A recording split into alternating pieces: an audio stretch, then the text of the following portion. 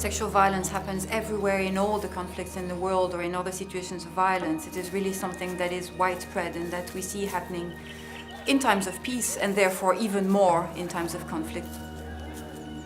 For humanitarian workers, it is also an invisible phenomenon because the victims will not come forward and talk to you like other victims would do.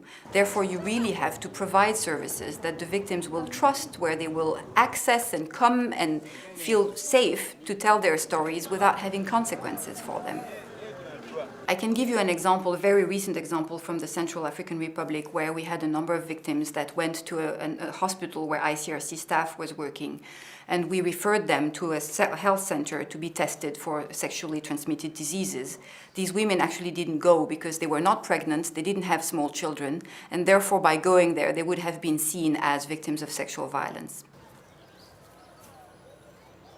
Mimi wakati nilibafikiaka nilikuwa nasikia haya na kuona sa vile mtu mweko buchi mbarabara. Wakati mtu yuko buchi anaweza sikia tu haya. Na wakati mwenye haiko panako na alisha kutosha manguo, si haya itakuwa tu. Sikukuwaka kyangu kia ukisaidia juu hakuna, bali anziaka kwa masakoshi za watoto walikuwa wanabeba wakabanyanganya. Waza banyanganya, bamenikata kamba yenye ilikuwa mkiuno, ilikuwa franga za watu za likirimba $100.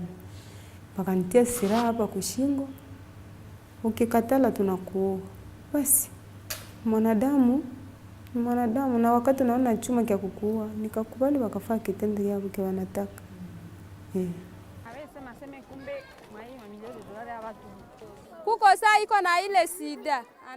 Les hommes réagissent en niant cette réalité. Ils disent que ce sont l'affaire des femmes, parce que c'est la femme elle-même qui s'est fait violer.